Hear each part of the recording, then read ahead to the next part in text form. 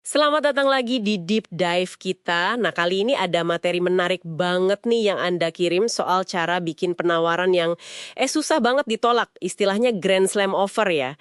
Kita semua pasti pernah lah ya ngerasain frustrasi gitu punya produk bagus tapi kok ya susah jualnya. Bener mbak?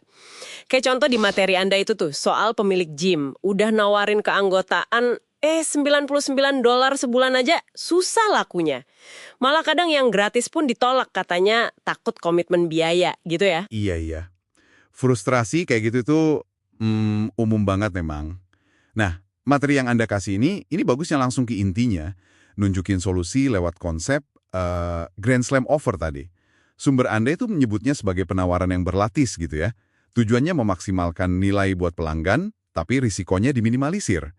Jadi kesannya, wah, rugi banget kalau dilewatin. Ini sejalan sih sama idenya Dan Kennedy ya kan? Yang irresistible offer itu. Fokusnya benar-benar geser, bukan harga lagi, tapi nilai yang didapat itu loh. Nilai yang luar biasa. Oke, menarik nih. Mari kita bedah deh ya. Konsep nilai ini kunci berarti. Nah, kalau dari sumber-sumber ini, buat bikin penawaran Grand Slam gitu, mulainya dari mana nih? Kayaknya bukan cuma soal diskon gede aja kan ya? Tepat sekali, ini jauh lebih strategis dari sekedar potong harga. Jadi, langkah paling dasar fondasinya banget nih, seperti yang dijelasin juga di materi Anda, itu adalah mengidentifikasi apa yang disebut dream outcome, hasil impian pelanggan. Ini krusial banget. Kenapa? Karena gini, pelanggan itu sebenarnya nggak beli produk atau layanan Anda loh. Mereka itu beli transformasi, beli hasil akhir spesifik yang mereka idam-idamkan gitu. Iya paham. Kayak orang beli tiket pesawat itu bukan beli tiketnya, tapi beli pengalaman liburan seru atau mungkin ketemu klien penting gitu ya. Nah, terus gimana caranya nih buat Anda, pendengar kami, biar bisa benar-benar gali terus mendefinisikan dream outcome pelanggan Anda? Menurut riset yang Anda kirim ini gimana? Materinya menekankan banget pentingnya jadi sangat spesifik dan nyentuh emosi. Jangan cuma bilang misalnya jadi lebih sehat gitu aja. Tapi mungkin lebih spesifik kayak turun 10 kilo dalam 8 minggu biar nanti pas reuni tampil pede banget. Nah, itu kan lebih kena. Contoh lain ya dari materi Anda, buat bisnis nih. Bukan cuma naikin omset, tapi mungkin menaikkan laba bersih 30% dalam 6 bulan ke depan. Jelas targetnya. Atau buat skill, bukan bisa bahasa Inggris, tapi lancar presentasi bisnis pakai bahasa Inggris dalam 3 bulan buat ngejar promosi. Gitu. Intinya, hasil itu harus bisa diukur, bisa dicapai, benar-benar diinginkan dan ada kaitan emosionalnya buat mereka. Itu kuncinya. Oke, jadi dream outcome ini semacam bintang penunjuk arah gitu ya. Yang nentuin tujuan akhirnya, yang bikin semua usaha ini jadi ada artinya buat si pelanggan. Terus, cara praktisnya gimana buat nemuinnya? Berdasarkan metode yang ada di catatan Anda itu. Riset mendalam itu jawabannya. Dan materi Anda ngasih beberapa cara tuh. Bisa survei pelanggan yang udah ada, atau analisis aja obrolan di forum online, grup sosmed yang relevan, wawancara mendalam juga bisa. Nah, yang paling penting nih, ditekankan di salah satu artikelnya. Dengerin dan pakai bahasa mereka. Jangan pakai istilah teknis kita. Tangkep kata-kata, frasa, emosi yang mereka pakai pas cerita masalah dan impian mereka.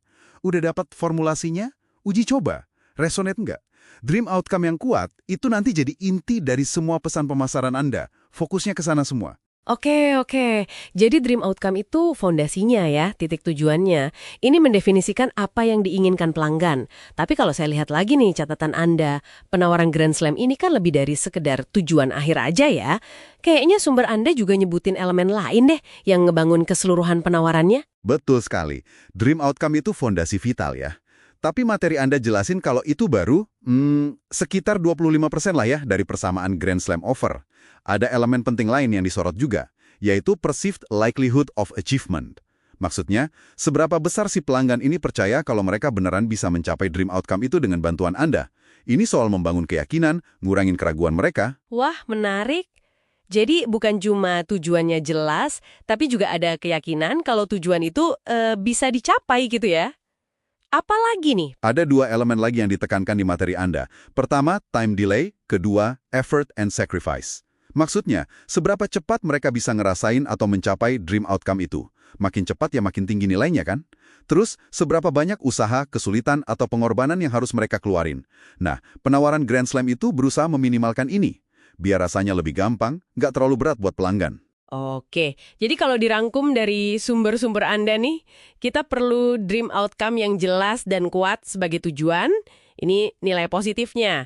Terus kita tingkatkan persepsi kemungkinan berhasilnya, kita percepat waktu pencapaiannya, dan kita kurangi usaha serta pengorbanan yang dibutuhkan. Ini mengurangi elemen negatifnya. Kombinasi semua inilah yang bikin sebuah penawaran jadi grand slam gitu ya. Tepat sekali. Keempat elemen ini kerja bareng buat menciptakan nilai yang eksponensial gitu di mata pelanggan. Memahami dan merancang tiap komponen ini secara sadar, ya berdasarkan riset mendalam tadi tentang pelanggan Anda, seperti yang disarankan materi itu. Nah, itulah kuncinya. Kunci buat mengubah penawaran biasa jadi sesuatu yang, wah, susah banget ditolak. Jadi apa artinya semua ini buat Anda?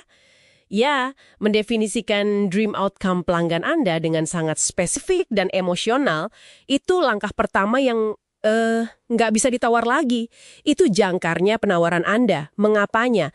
Tapi seperti yang kita diskusikan barusan dari materi Anda, itu baru awalannya aja. Membangun keyakinan, mempercepat hasil, dan meminimalkan usaha, itu langkah selanjutnya buat benar-benar nyiptain penawaran Grand Slam itu. Bener banget. Menguasai identifikasi dream outcome itu ngasih Anda kejelasan target. Nah, memahami elemen-elemen lainnya, itu ngebantu Anda bangun jembatan yang paling menarik, paling meyakinkan buat nyampai ke target itu. Ini benar-benar ngubah cara Anda mikir soal nilai dan gimana cara ngomonginnya ke pelanggan. Oke, sebagai penutup nih, ini ada satu pemikiran buat Anda bawa pulang, buat direnungkan lagi, nyambung dari yang kita bahas. Setelah Anda berhasil nih memetakan dream outcome pelanggan Anda dengan sangat jernih, coba pikirin deh kira-kira apa ya satu hambatan atau ketakutan terbesar yang mungkin mereka rasain atau hadapi pas mau ngejar impian itu. Karena memahami dan mengatasi hambatan itulah yang bakal jadi fokus kita selanjutnya. Sekian dulu deep dive kita kali ini, sampai jumpa lagi ya. Halo, selamat datang lagi ya di sesi deep dive kita. Hari ini fokus kita tuh ke 2 langkah penting dari materi Anda soal penawaran Grand Slam. Langkah #2 soal identifikasi masalah pelanggan, sama langkah #3 gimana cara ciptain solusinya. Misi kita kali ini. Ya, kita bedah bareng gimana Anda bisa benar-benar ngerti gitu setiap hambatan yang dihadapi pelanggan buat capai impiannya. Terus gimana ubah pemahaman itu jadi solusi yang, wah, susah ditolak deh pokoknya. Oke, langsung aja ya. Kita mulai dari langkah #2. Daftar masalah. Ini bukan sekedar daftar biasa loh. Kerangka kerja di materi ini penting banget nih. Dibilang kalau penawaran Anda itu, ya kekuatannya cuma sebatas kemampuannya ngatasin masalah pelanggan.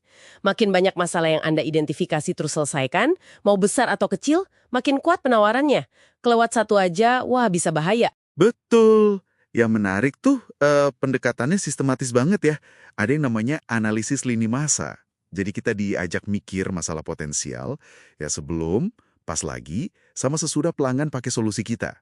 Bahkan sampai ke langkah selanjutnya, mereka butuh apa lagi gitu. Terus ada lagi 4 dimensi hambatan. Ini keren sih, karena nyambung langsung ke persamaan nilai atau value equation yang mungkin Anda udah kenal juga. Pertama, hambatan soal hasil impian itu sendiri. Misalnya, ragu, ini untungnya sepadan nggak sih secara finansial?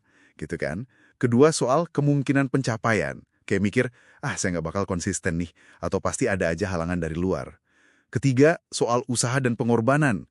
Persepsi kayak, waduh, ini kayaknya susah banget nih, atau nanti ganggu hidup saya nggak ya? Dan keempat, soal penundaan waktu. Mikirnya, hasilnya kelamaan nih, atau saya sibuk banget nggak ada waktu. Nah ini kan hampir semua alasan orang maju mundur ya. Iya. Contoh soal turun berat badan di dokumen ini jelas banget ya. Jadi kelihatan gitu seberapa detail kita perlu gali masalahnya. Bukan cuma pengen kurus, tapi sampai ke hal spesifik kayak bingung baca label nutrisi atau malu kalau olahraga diliatin orang. Nah, sepenting apa sih kedalaman detail kayak gini di kerangka kerja ini? Oh penting banget, justru detail-detail kecil itu seringkali jadi penghalang utamanya kan? Nah, buat gali sedalam itu, ada beberapa teknik nih yang disaranin. Ada customer journey mapping buat memetakan titik-titik hambatannya di tiap interaksi. Terus ada 5 whys teknik. Ini buat nanya kenapa terus-terusan, biar ketemu akar masalahnya, bukan cuma gejalanya aja. Sama empathy mapping. Ini alat bantu biar kita benar-benar masuk ke sepatu pelanggan, apa sih yang mereka pikirin, rasain, lihat, omongin, dan lakuin. Nah, ini nih bagian yang seru banget. Setelah daftar masalahnya lengkap, ya kan, kita masuk langkah #3. daftar solusi. Pertanyaannya sekarang gimana cara ngubah tumpukan masalah tadi jadi solusi konkret yang jadi bagian penawaran kita? Oke, prosesnya itu dimulai dengan translasi masalah ke solusi. Jadi, untuk setiap masalah yang udah ketemu, kita tanya, oke, apa nih yang perlu saya kasih atau tunjukin buat beresin masalah ini? Contohnya jelas kok. Misal masalah belanja makanan sehat bikin bingung, solusinya jadi panduan belanja spesifik lengkap sama daftar produknya. Atau masalah masak sehat itu lama, solusinya kumpulan resep 15 menit jadi. Ini langsung ya dari problem jadi solusi yang kita sediakan. Bener. Dan ternyata bukan cuma solusinya ya, tapi nama solusinya itu juga penting. Nama yang bagus tuh katanya di sini harus fokus ke manfaat, gampang diingat, spesifik, dan bikin orang ngerasa positif gitu. Kayak tadi 15-minute fat burning home workouts, itu kan langsung kebayang ya hasilnya. Beda banget sama sekedar program latihan. Langsung jawab rasa frustrasi nggak punya waktu yang mungkin Anda juga sering dengar dari pelanggan Anda kan? Tepat sekali. Dan kalau kita lihat gambaran besarnya, ada prinsip kelengkapan solusi. Ini negesin lagi nih ya, penawaran Grand Slam yang ideal itu harusnya ngatasin 100% hambatan yang udah kita identifikasi. Kalau ada satu aja celah, satu masalah yang nggak ada solusinya di paket kita, nah itu bisa jadi alasan pelanggan nggak jadi beli. Makanya checklist kelengkapan itu penting banget buat mastiin nggak ada yang kelewat satupun. Panduan ini juga ngasih ide soal teknik berpikir divergen ya, buat munculin solusi-solusi kreatif. Mulai dari brainstorming biasa, terus ngelompokin solusi jadi beberapa kategori, misal tools, training, komunitas, dan lain-lain, biar bervariasi, sampai pakai teknik inovasi kayak metode Scamper, yang bantu lihat solusi dari sudut pandang beda gitu, atau nyari inspirasi dari industri lain. Keren juga idenya. Iya, cukup komprehensif. Jadi, apa artinya semua ini buat Anda yang dengerin? Intinya sih gini, kalau Anda bisa identifikasi setiap masalah secara menyeluruh, pakai kerangka yang jelas tadi, terus Anda secara sistematis bikin solusi yang lengkap dan menarik buat tiap masalah itu, nah Anda lagi bangun fondasi yang kuat banget buat penawaran yang nilainya tinggi buat target Anda. Benar sekali. Bisa dibilang menguasai dua langkah ini, identifikasi masalah yang dalam sama penciptaan solusi yang lengkap itu, seperti kata materi Anda, udah sekitar 75% perjalanan bikin penawaran Grand Slam. Intinya, nunjukin kalau Anda tuh beneran paham dunia mereka dan punya jawaban yang menyeluruh buat tantangan mereka. Oke, sebagai penutup nih ya, satu pemikiran buat Anda bawa pulang dan renungkan.